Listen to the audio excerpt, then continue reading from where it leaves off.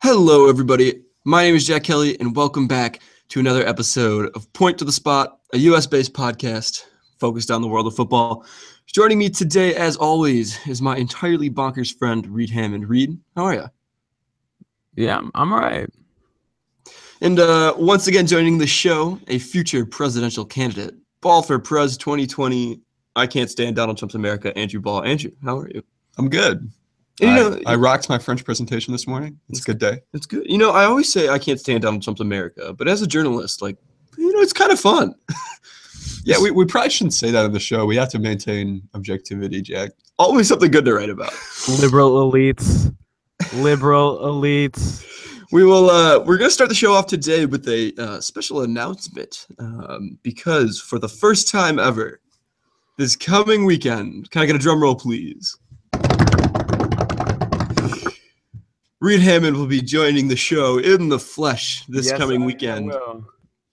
Something that we have not seen at all in our brief 3-month history of existence. But he will indeed be in town for the weekend, and so we will be having a very fun, all-inclusive live show. It's going to be very strange. Electric. It'll be great. It'll be electric. It'll be great. But as much as we love to talk about our bromance, the important thing is the football. And as always, let's get right into the football. There was Champions League play this week. Tuesday's matches, obviously lackluster with the 5-1 thrashing of Arsenal from Bayern Munich and the 3-1 win for Real Madrid against Napoli. And so we can kind of glaze over that because Arsenal doesn't really exist as a club anymore, and Napoli never really had a chance to advance. I know they got the goal in the Bernabeu and they were up 1-0, but you can never pick them to go ahead of. No, we got to restart that segment. There are some massive audio issues going on right now. Why? No, I think you're hitting your microphone because it's coming in really bad. No? Okay, well, it's gone now, but yeah, that would have been really choppy to hear. Start again with Arsenal getting effed up. I'll just go back to the Champions League thing. Go for it. So there was Champions League football this week. Of course, Tuesday's matches were a little bit lacking given that Bayern Munich thrashed the club formerly known as Arsenal, and Real Madrid advanced against Napoli 3-1. Not too much to tell about these matches. Yes, both underdogs, if you will. We're leading at one point, but nothing ended well. We will move on right away to Wednesday's games, though, because there are some storylines, because absolute scenes at the Nou Camp last night. Barcelona 6, Paris Saint-Germain 1. And for those of you keeping score at home, that does mean the Catalan Giants advance 6-5 on aggregate, scoring 3 goals in the last 6 minutes of play, 88th, 91st, and 95th. Unreal. Neymar Jr. decided to show up. That free kick in the 88th minute was sublime. What happened to Paris Saint-Germain, Andrew? They thought they were through, and they weren't. But didn't you think they were through? I thought when Cavani got the away goal in the 68th minute, I was at work and only half paying attention to this game. When that happened, I was like, oh, PSG are fine. Then I check. I'm going to class 45 minutes later, and I'm like, wait, what? Yeah. I think that was the collective reaction of the footballing world. The end result here is PSG just did not show up. I think that capitulation, I think, doesn't even begin to describe it. They thought they were through.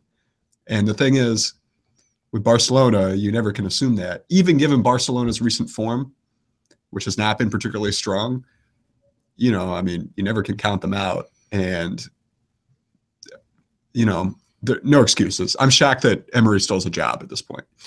Yeah, we'll get Reed's thought in just a second, but he does love to bet. And so going into this match, Westgate over in Las Vegas had our friends from Spain at 10-1 to win this match, which is kind of incredible. In about the 66th minute, I think is what I saw, or 68th minute when Cavani bagged that goal. Westgate had them at 100-1 to advance, which at the same comparatively in the Super Bowl, they had the Patriots at 16-1 to come back to win. Reed, you're a betting man. Would you have taken the 10-1 on Barcelona to advance? No, not a chance. Never would I take a 10-1 on Barca to get that back. What we saw has never been seen before. And hold on, I'm having some computer issues. Jack, what time is it?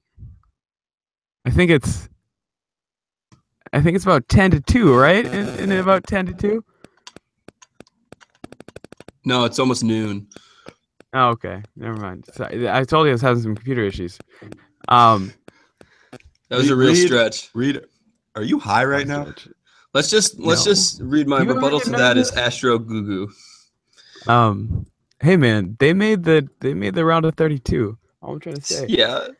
So could Lincoln City if you put them in the Shame Cup. You're right. No, I would not have taken that line, but man, what we saw is just something else, man. Yeah, I mean, it was truly incredible. Sergio Roberto, I believe, grabbed the winner on that. I mean, like, perfectly timed his run. He was even, was onside, and then just like, that's not an easy finish just to dink it over the keeper like that. A lot of time when you're extended full length like that, you have a tendency to just swing through it and it's going to go wherever. It was a good finish, but an absolute and utter collapse from Paris Saint-Germain. I mean, to me, the story is not Barcelona advancing; it's PSG collapsing. Yeah. I mean, that's what Emery was at the club to do. Yeah, I mean, PSG are not going to win the league. They still have a chance. They can come beat from and catch Monaco. Given Monaco's form in the league, I don't see it happening. So, like, this was the way that they were going to salvage their year. This was the year they were finally going to put a run together in the Champions League. And like I said, I'm shocked that Emery still has a job because he's supposed to, like, prevent this kind of complacency. I mean, he is a veteran of Europe. And I don't know what you're telling your guys in the dressing room, but, like, I think a lot of this has to fall on the manager. And this abject failure, I'm not sure what it is because PSG is a good side. They on paper, they should be an elite side. And all these managers who are talented managers cannot do it. You kind of have to wonder what will. Yeah. Arsene Wenger, though, may be the one to do it. I think him going to PSG would be the funniest thing. Well, see, so this is something I actually wanted to bring up, and yes, a little bit of a tangent, but very relevant. I do expect Wenger to leave at the end of the season, which is like I'm kind of bent around the axle about because I don't ever know how I feel about the man. But who do you think takes the new Arsenal job? Like, do you think this is a position that is enticing to someone like Luis Enrique? Well, Reed and I discussed this on the show on Sunday. Alan Pardew is the only logical choice to take the Arsenal job. Safe hands, mate. Maybe Big Sam, because like Arsenal are going to get relegated. Yeah, big clubs always have difficulties when they transition from a legendary manager. Maybe some safe hands to make sure you don't go down. Yeah, but I think, but actually, I think this might be something that is enticing to Luis Enrique. Yeah, no, yeah. I think Arsenal fans should dream on that they're going to get Luis Enrique. No. You don't want to be the guy that follows the legend. You want to be the guy that follows the guy who follows the legend. Andrew, I also don't think Luis Enrique is going to be at Arsenal next season, but I don't think that's why. I think Luis Enrique is going to be at the crib next season. I think he's going to be at the house, wife and kids, enjoying himself because that man aged this last couple of years. I have no clue who it's going to be. If I was laying down a bet tonight, it's Eddie Howe, just because that would be. People keep saying that. That's going to be a bad signing. I think signing. No. He's not that good of a manager. Like, I know he doesn't have a ton to work with at Bournemouth, but he's not that good of a manager. There was David Moyes. Sometimes you kind of need a lamb, a guy with good intentions who kind of just gets the shit kicked out of him. Then you can get, Jose Mourinho in a couple of years. And I say this, I mean, no disrespect to Arsenal because, like, they are a big club with a lot to work with. Like, I'm not sure, given that you're following Wenger, I'm not sure how attractive that job is. Like if you're a big world-class manager, and this is not a commentary on the size of Arsenal, and it's not a commentary on their financial power. It's more just like we saw this with David Moyes. It is, especially when you don't have a ton to work with, which, I mean, I think there is going to have to be some rebuilding. Jack, do you agree with that? No, I think so. I think that you'll see players reports today that Ozil's going to leave unless his new wage bill is £280,000 a week. And Alexis has been as good as gone since the Bournemouth match. Like, I do think that there's going to be some building. Petr Cech is going to be gone. They're not going to renew his contract. But I still think there's enough of a framework that are there. I mean, some of our big players, important players, I guess, the important pieces that you could rebuild around are still there. Like, Koscielny signed an extension. Mustafi just came in on a 3-year deal. I mean, Giroud is still there. Bellerin signed the 6-year contract extension. Like, I think there's definitely people to work with. I think you have to get a manager that can win these guys over, though, because a lot of the time people forget that, like, even though Arsenal Fan TV and co hate Arsene Wenger, the players love him. Yeah, he's a good manager. So, which is, I think, another challenge. I mean, that's another reason why you wouldn't want that job. Yeah. He's got such rapport built up with these guys who have. When you think Arsenal, the first thing you think of is Arsene Wenger. It's not the Emirates. It's not somebody on the team. It's not Kroenke. It's always him. And I mean, that's just by virtue of the fact of being there for over 20 seasons. So I don't know. I think it's an interesting discussion. But God, hold on, Jack. I'm gonna not watch next year if Eddie Howe is the manager. Transition out of job right now, who would actually make a very interesting transitional manager is Ajax icon Frank de Boer. That's true. He's currently jobless. He's interesting. He's an interesting manager. He had a fairly storied career, and it wouldn't be bad business for Kroenke and Co. or Kroenke and Co. rather. He also knows what to do with a good academy, which is something that that's something Arsenal does have. They undeniably have a great forward. Yeah, I think it is encouraging too. With that point, with the academy, is like, again, going back to the rebuilding. Yes, they're all young, but like having starlets like Jeffrey Adelaide, Niles Hackley, and everybody. Or Maitland-Niles, who's available. I mean, Chuba Akpom has been tearing it up in the championship a bit this season. I think there's like young pieces that are going to be important. I think that the Ox, like I think Alex Oxlade-Chamberlain, has become the centerpiece of that team because he's been so good.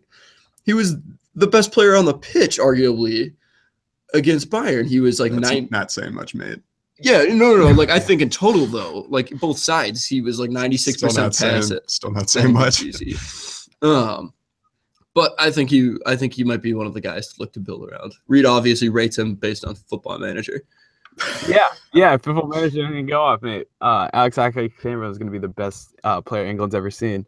And I think another good thing about if Wenger leaves, which I think a lot of people, you kind of have to go into next season assuming that he is going to leave, is the next manager is going to be able to give some tough love that Arsene just can't, because he's too invested in these players, and I think that's why they respond to him so well.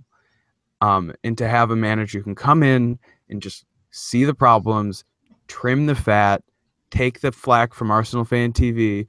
Oh no, why did you sell Nacho Monreal? He was my fit. No, he's not going to care. He's just going to cut it, and you're going to get some players in. And I think it's going to be good. It's going to be a bad season, but it'll be a good next 5 years. Trimming the fat like I'm going to trim you from the podcast on Sunday. Okay. I'm going to be in the rooms. We can go hands. Aggression, I think. So I think this means that it's just going to be me doing the podcast on Sunday.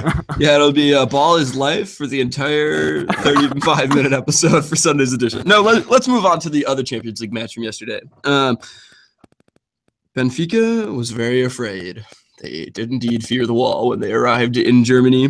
Was it Gabonese? Is that how you say it? Pierre-Emerick Aubameyang, the Gabonese international, back from the African Cup of Nations, even though he has been for a little bit, but had been struggling to find form, if I'm not mistaken, in the last couple of Bundesliga matches. He couldn't hit a barn door, and if he fucking tried the past couple of matches. Yeah, but he did score 3 times for a hat-trick, and really got the got the ball rolling in the 4th minute. Very important, kind of set the stage. But you know who scored the winner in this knockout tie? American Messi, Christian Pulisic, the savior. That was a beautiful goal. Oh, he's so good. Can't believe he's 18. No. He is so good. I can't wait for. Oh God, that's coming up quick. 10 days from now, we're going to be watching World World Cup qualifiers. That's going to be fun. We'll have to discuss Oh. that in there. Real quick, just because as the resident Dortmund fan, Dortmund have been in fantastic form lately. I mean, they thrashed Leverkusen this past weekend. Leverkusen kind of been struggling to find form, but a really good win for them. They're looking more and more like they're going to actually qualify for Champions League next year in the league. And now Thomas Tuchel has now guided them to the next round of the Champions League. The big thing for Dortmund is they got to strike early, which they did yesterday, because if they do that and get that momentum going, they're a very tough team to stop tactically. They're just so good offensively, and they just got to get that confidence sometimes, I think. And they showed they can hang with Real Madrid in the group stage, and then they've shown they can beat Bayern in the league. So if you're a big team, I don't know that you want to draw Dortmund. I think Because comparatively, they look like it's strange to call them a minnow because they're not, but they're one of the smaller teams that will be left in the Champions League. But I don't think you want to draw them. And Yeah, they're definitely. I think their definitely manager, hot. Reed, has experienced this, being lured to England as the manager of Dortmund back to Arsenal. I think he's another interesting person that may not be with the club next year by virtue of big money openings around the world. Go ahead, Reed. No, I was just saying they are definitely one of the softer on the face draws. But they're just so lethal. They can just be so lethal when they need to be.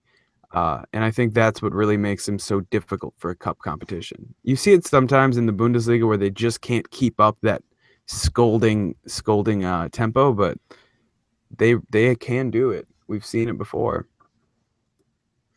Yeah, I think you go back to their run to the final where they lost to Bayern, and it was telling. They are a very dangerous two-legged team to play against, just by virtue of the fact that if they can just bleed on the road, kind of like they did against Benfica, where they lost 1-0, and then they get to go home to play in front of those fans, I don't think anybody would want to go there. And it's funny you compare this team to the Champions League side that had Götze, Gundogan, Royce, Lewandowski. That team was like at the peak. That was the golden generation, and then they all left. The thing with this Dortmund team, this is the very start of that trajectory. They're right now in the midst of building that golden generation. So, like, if they're this dangerous now, wait 3 years when Ousmane Dembele is just absolutely bossing guys around. At Real Madrid. Mm-hmm. Well, that's Hold on. hooks up with Dele Alli at Real Madrid. And all of your favorite starlets are snatched away by the Spanish. If Football Manager is anything to go by, Dembele's release clause will be activated by Barcelona in 2018 for 60 million. If Football Manager is anything to go by, and You heard it here first. Yeah. Well, we will take a short break now, everybody. And when we return, we will be previewing this weekend's FA Cup quarterfinals. Some interesting matchups to look at here. So stay tuned. Also, RIP Manchester City yesterday. 0-0 draw with Stoke in the league, which I totally forgot. They was played a in the thing. league? Yeah. Yeah. I Oh, know. that's such great news. I know, right? It's such great news. Spurs in second. What was that, Reed? Sorry, I cut you off. I wasn't saying anything. I said that was a good segment. Oh, that's such great news. I know, right? Arsenal's only 3 points back. That was a good segment. Lots of ban. I didn't mean to shit on Arsenal. I think Arsenal's great. I just don't think people want I was to trying talk to right shit on now. her. Oh, that makes one of us. There's only one person in this room that thinks Arsenal is great right now, and it's not me. Make Arsenal great again. MAGA. It works too. We should make that a hashtag. It already is a hashtag, I guarantee you. That's probably true. There's some fun matchups in this FA Cup quarterfinal. United are going to get smoked by Chelsea. Arsenal are going to manage to lose them again. I have that gut feeling. 3-0 final score in the Chelsea United game, I think. To Chelsea? Yeah. They don't have Zlatan. They're fucked. Oh, he's They're only suspended. good player. He's Yeah. suspended for fucking going He's such- Hulk Hogan on somebody. He's such an idiot. He's so arrogant. Why would you Mings got a 5-game suspension for that. which was stupid. It should have been 3. Yeah, what's Zlatan's three? No, Yes. no. Zlatan was 3, but Mings was 5 because he stomped on someone's head. Those are different. An elbow, a retaliatory elbow, is different than stomping on someone's head. The Zlatan thing was pretty bad. You'll never convince me otherwise. And also, Zlatan automatically gets 1 game less of a ban. I think that's part of his I think that's part of like the TV deal. You're right. We're back in 5, 4, 3. Welcome back to part 2 of the show, everybody. As we mentioned at the end of last segment, we are going to be discussing this weekend's FA Cup games. And so I guess we'll just hit them in order because that is the logical thing to do. The early match, if you will, and if you are watching from North America, Middlesbrough playing host to Manchester City. Will we have a giant slayer, Mr. Hammond? Do you see the boys, the newly promoted team, seems like so long ago that they were promoted, knocking off a Manchester City side that didn't even manage to beat Stoke yesterday in the league? No.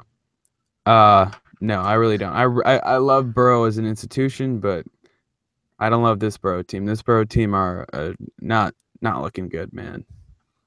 Especially at home. No. I'll put in a word for Borough. This is what they're playing for at this point. They drew with City last time they played, so that capability is very much there. And it's also Manchester City, so you have to bank on them having some stupid results somewhere along the way. I believe there's a rule change too, right? You don't play replays for the quarterfinals anymore. It just goes straight to extra time. Is that right? Thank God. I don't know. I can't confirm, but I hope so. Replays are stupid, so Replays are so dumb. I agree with that for the most part. I think like earlier on, by now, like I see why it's kind of redundant because when generally when you have the best clubs, like playing home and away like has some impact, but not like a major impact. But I think replays are fun for like when a tiny scrappy team can grab a draw and then like they get all that money for getting to go play at a Premier League team. that's true. But like, It is annoying. no one takes fixture congestion particularly seriously, and like it's little things like this that really degrade the quality of matches at some point when you have all these fixtures on top of one another. But that's just a personal opinion. Yeah, no, I agree with that. And then the second match, the headliner, if you will, of Saturday, kicks off at 11:30 Chicago Standard Time, Central Time here in North America. Arsenal playing host to 5th Division side Lincoln City, high-flying 5th Division side Lincoln City. They're currently 6 points clear at the top of the National League, which is the 5th Division of English football, with a match in hand on 3rd place Tranmere, 4th place Dagenham and Red, whatever they're called, and Forest Green right behind them. I don't expect anything anymore as an Arsenal fan. Never do I expect anything. That's good. You're becoming a Spurs fan. Osmosis. Highbury and Tottenham do butt up to each other. But I think Arsenal will win. Like, how can you not? I know they're a 5th Division side, and like very much not a traditional 5th Division side is the fact that they've like been in and out of the football league and were as high as I think the championship at one point in their history. Like, I don't know, 5th Division or not, playing well or not, like I do think that Arsenal gets a win. Question for you, Jack. In terms of tactics and lineup, on a scale of 1 to 10, how seriously does Arsenal take this game? Oh, 7. I think that we'll see the whole first team's play, except maybe Alexis. I think Ozil will be back into the lineup, but I think Sanchez might be on the bench. So that means Arsenal's going to play entirely backups because you never know what he's going to do. Yeah, that's true. But like it's tricky because he played a fairly formidable side against Sutton. And that being said, like I think Arsenal, like I think the line between first and second team players, if you will, at Arsenal is like a little more blurred than at other clubs like Manchester City or Chelsea. Like because I think like Lucas Perez, Kieran Gibbs, I mean, even like to some degree, Theo Walcott has started to fall into that gray area. I think that Gibbs, Perez, Walcott, Conklin is starting to find himself in there. Ramsey's starting to find himself in there a little bit. I think that, I mean, for a lot of other teams, both English and not English, they are sides that those are players that do get into the first team. I think that just by virtue of how beginners like to play. I'm also so expecting the $60 million purchase of Aaron Ramsey from Barcelona. That'd be the most fortunate. I'm going to go with 3-0 on this one to Arsenal. I think Danny Welbeck will play, and I think that he's actually pretty good. But yeah, I'm going to go with 3-0 to Arsenal in this one. We'll move along to Sunday's match. And this is a bit dicey for Tottenham Hotspur against Millwall. Well, it was nice to the FA to help us save on demolition costs for White Hart Lane by having Millwall play Spurs at home. In all seriousness, yeah, Millwall are tricky. And Spurs have to they had a good outing last week in the league. They got to just focus and make sure that they carry that momentum through. I hope Pochettino plays a pretty strong lineup. We can't have a Wickham all over again where we shit the bed for 75 minutes and then finally find our boots in the round then and score 3 goals to win. That's not going to work against Millwall. So you got to come out hot from the start, strike early. Ideally, Harry Kane just strikes in the 8th minute and they coast from there. You see they'll play Kane? This has got Sun written all over it to me. What's up, Reed? I just want to make a point of correction. Millwall are only tricky if you're saying that they're rent boys. What? Yeah, Reed is officially cut from the show. Rent boys, man. No, I do think this could be a good run out for Son, maybe. Yeah, I think Son will start. They'll do a little bit of rotation. But I think he'll put out a pretty strong side. They don't have a particularly tough next few matches in the league. I think Spurs fans are hungry for some silverware. Obviously, I ain't coming from the Europa League, so this is their best chance of doing it. I'm telling you, the NLD final is going to happen. That would be fun. I mean, I think that it's time that we put in a good showing. And yeah, I think this is actually going to be a thrashing. Tottenham has been very good. I think it's going to be 4-0 on the back of 2 from Son and 2 from Dele Alli. Oh, God, I hope so. We'll move on to the final match of the round. Probably the one that everybody has circled, and the FA being dumb plays it on a Monday night because naturally, why not? Chelsea plays host to Manchester United, a very in-form Manchester United who has not lost in a long time. It's been 3 months, but are still irrelevantly in 6th place, currently in the table. Reed, we'll go to you first. What do you think of this match? I know no Zlatan, but Jesse Lingard has looked good. Anthony Martial has looked good. And we all know how much he would love to be dabbing at Wembley again. Also, United are the cup holders currently. So what do you think? It's hard to put anything past him. Mourinho loves a good cup. I think he'll put out a pretty good side, and I think it's not really anyone else in the Premier League just how much fringe players love a cup game because you need to impress Mourinho. You don't need to do well in training. You need to turn his head. And I think almost everyone at that club knows that, and I think almost everyone at that club will be busting their butts to show him that. Little fun fact here. Jose Mourinho has won 11 of the 13 League Cups across the divisions that he's been in, that he's participated in recently. That's crazy. I know this is the FA Cup, but that's crazy how much he loves these cup competitions. 11 out of 13. I'm going to go on the record as saying it will not be 12 out of 14. I think Chelsea dominate Manchester United in this one. I agree. No, Zlatan is going to be a big problem for Manchester United. Even if they can create some chances, they lack that finisher up front. Chelsea are just way too good for pretty much anyone else in England at the moment, but especially a team as thoroughly mediocre as Manchester United. I think this is how it's going to turn out. I think Chelsea batters them. I agree with you, Andrew. This is how the rest of this tournament goes. Chelsea draws Spurs. Arsenal gets Middlesbrough. City's going to lay an egg. Then Spurs is the only team that can beat Chelsea in the whole of fucking England. The Battle of the Bridge 2.0. I know. And so Tottenham advances to the final. And then Arsenal goes and plays Tottenham at the final. And then our friendship implodes. And Tottenham has been so bad at Wembley that Arsenal beats them on some like sweaty 108th minute goal from Olivier Giroud's forehead in extra time. And Arsenal wins 1-0, and we get a cup, and we finish in the top 4, and everybody's like, maybe we shouldn't fire Arsene Wenger, because this would be the most Arsenal thing to happen in the history of Arsenal fans. They're like Arsenal in the last 25 seconds.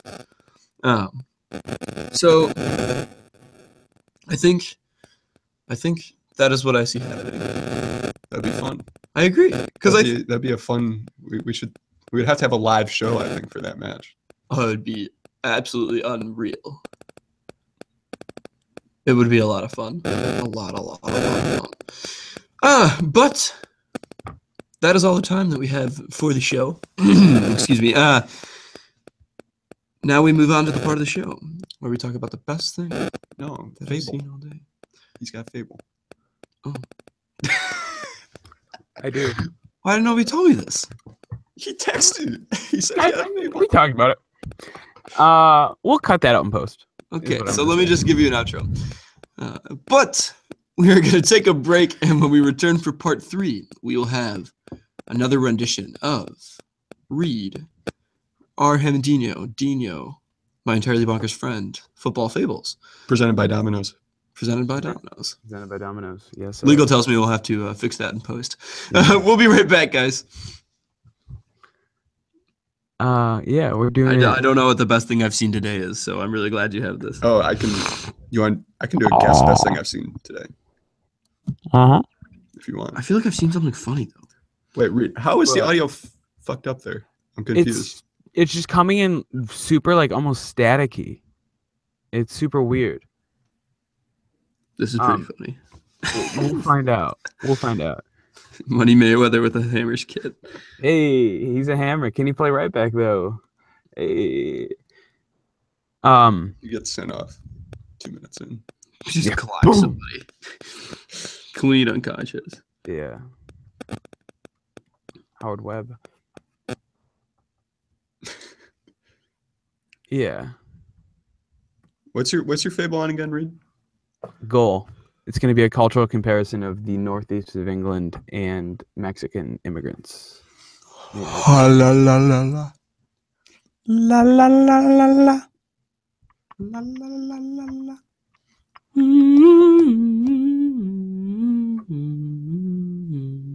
And we're back in 5, 4, 3, 2.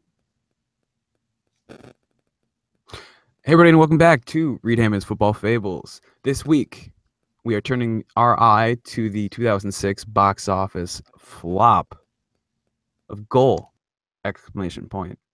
The dream begins.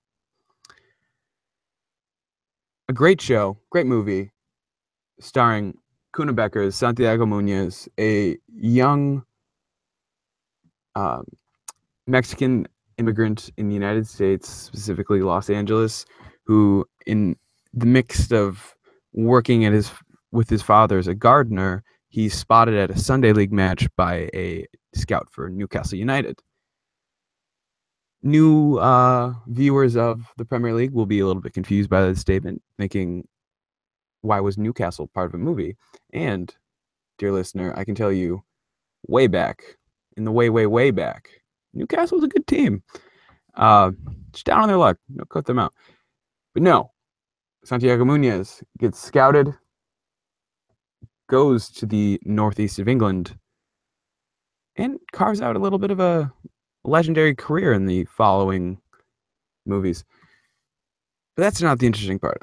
In my opinion, the interesting part is why Newcastle just felt so right for this young man, a little bit down on his luck, hard lot in life, working too hard for not enough. Newcastle just felt like where he belonged. And I felt this when it came out. This is almost like mandatory viewing in Spanish classes across the United States. And I remember sophomore year of high school thinking, like, why does this just feel correct? Why does Newcastle feel like the correct destination for Santiago Munoz? And I think the answer to that question that I've come to is that Mexican immigrants in the United States, Latin American immigrants as a larger demographic, and Northeast England and specifically Newcastle kind of hold the same role within their perspective larger socioeconomic systems. They're both kind of worked a little bit too hard. They're not paid enough. They are looked down upon by the surrounding society, but they very often produce some of the best footballers that we've ever seen. Mexico has had a long storied tradition of producing great footballers. Some of the best players to ever wear a U.S. kit have Latin American or specifically Mexican descent. England, the one that most is Teddy Sheringham, who used to play for Newcastle, revered there because he was a local boy. He wasn't, from London. He wasn't from the old. Because now we see the northwest of England, Liverpool and Manchester. They're the old industrial hubs. But Newcastle never really had much. They've kind of always been poor. They've been poor since the Roman days. And it's just a different mindset. These footballers come from they're hungry, and you can't teach that. And I think when you saw Santiago, I think everyone could see themselves in him, and I think it drew this connection. I really don't think it was intentional. I'm sure this was some kind of a marketing deal, but this foreseen or most likely unforeseen parallel that was drawn between the northeast of England and that very hard, very hardy working class group of people and Hispanic and specifically Mexican immigrants in the United States, I think is very both metaphorically resonant and important as to where we find these great footballers coming from and how this game can really connect groups of people that you really would not think have so much in common. And I just want to bring the guys back on the show and just quick fable today, but I think it's one of the more important ones. Did you guys see that? Because I guarantee you've seen this. If you've been in a Spanish classroom in the United States, you've seen. I think it's a part of Common Core. I think that was part of Bush's legislations. Common Core was not passed by George Bush, so our education policy-minded readers know that was Obama. Bush passed No Child Left Behind. Is that what we're thinking about? That's what I'm thinking about. Okay. That was this was 2006 after all, so I was young. It's all good. Well, Andrew wasn't in Spanish class ever, but I do have a distinct memory of seeing this movie, seeing Santi, because Reed and I watched it together. Yes, we did. I don't know. It's a classic, but it's so far-fetched, but it's kind of fun. It's super far-fetched. But it's not even that far-fetched, though. It's super far-fetched is how it worked, and it's super far-fetched as Newcastle, but you don't think Chelsea has scouts roving Central America right now? I do. Yeah, Central America, not Southern California Sunday League. That's a interesting point. But no, I think it really, looking back on that, I think that's very unintentional, but at the same time very interesting and very important, because we kind of see the same thing happening in South London right now. With all of the, there's a very large contingency of African immigrants who have taken refuge in South London, and that's why we see, Zaha coming up through Palace, and a lot of Palace's academy right now is of very near African origin, and I think it's that very similar mentality of people who just, it's not that they don't belong, it's that they're not allowed to be, where they're not accepted yet. You know what I mean? They're very hungry. No, yeah, and I think 2000. I think when the movie came out, it was very much a social commentary on That's where we disagree. I think it was a social commentary. No, I I don't think it was agree. meant to be It social was a commentary. social commentary. No, I disagree. Okay. I think it is a social commentary. I don't think that it was meant to be a social commentary. You I think fired. that just happened. No, I think like it brings up the points of like even then in 2006, England and the Premier League were still very much dominated by English players, and now the best players in the Less league so. are hardly English. Don't ask Andrew, but yeah. No, I mean I think that's true. I mean, there's the exceptions. We got the Dele Allis, the Harry Yeah, I mean Kanes. the Mark Noble. exception, not the rule. Okay, the exception, not the rule. I think. Yeah, I've not seen the movie. I think we need a point to the spot movie night so I can get caught up. But I mean, I will say I think that like there's kind of a romantic notion of scouting, and I think just like we have to be careful that like the reality is very different. I think than like what like the popular sport fan view of what scouting is. Like I think they're just very different. Yeah, especially in the United Ideas. States.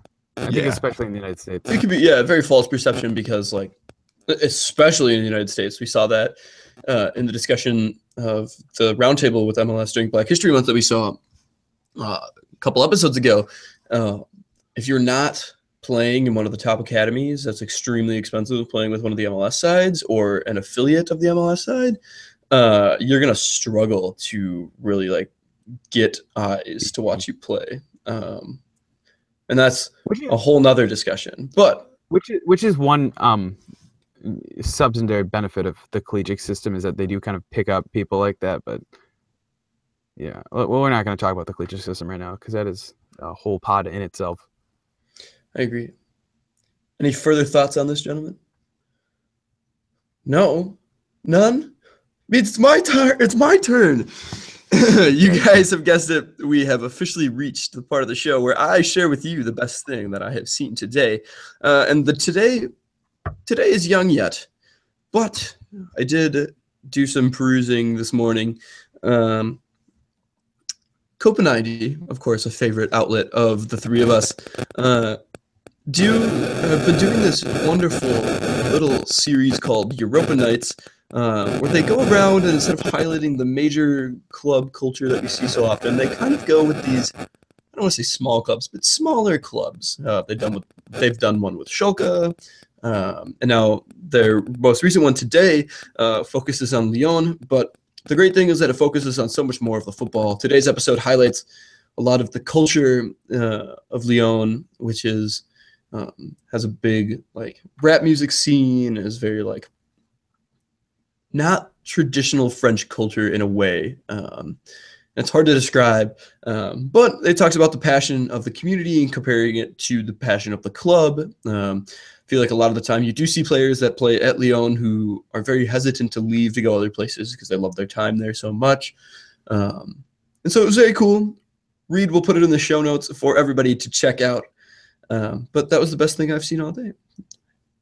Good on Copenhagen for continuing to highlight the football culture that exists around the world.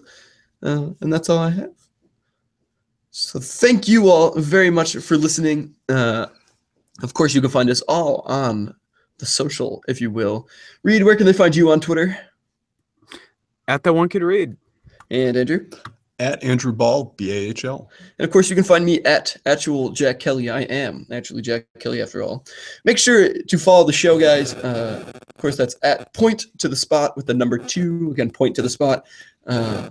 Periodically, we'll be asking questions that we like to get responses from you all throughout the week on. If you tweet us, you very well may just end up getting on the show. And make sure you're following our partners, American EPL Thoughts. You can find them on Twitter at American EPL, and online at AmericanEPLThoughts.com. But for now, that is all the time we have.